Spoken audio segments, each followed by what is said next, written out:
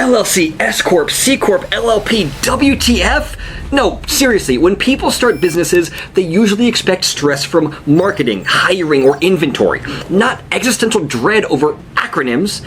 But choosing the wrong business entity can cost you thousands in taxes. It can leave your personal assets exposed, or it can accidentally invite a boardroom full of strangers into your business for what will probably feel a lot like an open mic night to you. Let me help you understand this. Meet James. James just launched his dream business, a chicken sandwich food truck. It's called Side Chick, and it only operates on Sundays in parking lots of closed chicken sandwich restaurants. It's gaining traction, and people rave about not only James's tender chicken and delicious dipping sauces, but also the novelty of getting such great chicken sandwiches when they were otherwise unavailable. But now James has to get legal, and suddenly he's face to face with this alphabet soup of business entities between LLCs and S Corps, C Corps, and LLPs. And so, like most people, James Googles for help, and he ends up in a YouTube rabbit hole narrated by a guy who sounds like he's reading the Internal Revenue Code as bedtime stories. So let's save James. Help me, help you, save James. James could just skip it all and be a sole proprietorship. That's the default setting. One person, one business. Super easy, no paperwork, no filing. He just starts slinging chicken sandwiches for money. But that means James is the business. If someone sues the business, they're coming for James's personal bank account, his house, and maybe even his precious chicken fryer. No liability shield.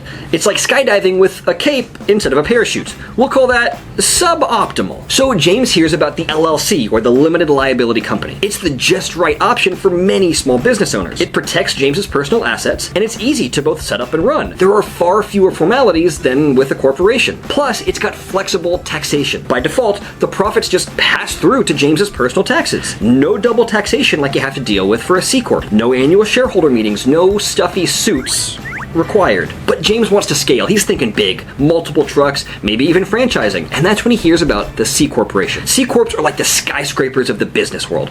Impressive, formal, and full of paperwork. They offer strong asset protection, easy transfer of ownership, and they can live on forever, even if James gets sick of being the side chick and retires to become somebody's main chick. But there's a big catch with C Corps. Double taxation. The company pays corporate taxes. Then James pays personal taxes on any dividends he takes home. It's like buying a donut and then paying again just to eat it. Still, for people who want venture capital, stock options, or plan to go public someday, a C Corp would probably make the most sense. But what about that other one, the S Corp? The plot twist comes with S Corps, which actually are not a separate business type. It's a tax status you can elect with the IRS. James could form an LLC or a corporation and elect to be taxed as an S Corp. S Corps often offer the best of both worlds. Pass-through taxation, so no double tax, and the chance to save on self-employment taxes by paying yourself a reasonable salary and taking the rest as distributions, which are taxed less. But it's not for everyone. For example, an S Corp can't have more than 100 shareholders, it can only be owned by US citizens or residents, and it's limited to one class of stock. It's like an exclusive dinner party for businesses, but if you're invited, the food's free and the wine is tax deductible. So what did James do? He chose the LLC. Simple to manage, keeps his secret chicken recipe separate from his personal assets, and left the door open to switch to S Corp tax treatment once he's rolling in more than just a single food truck.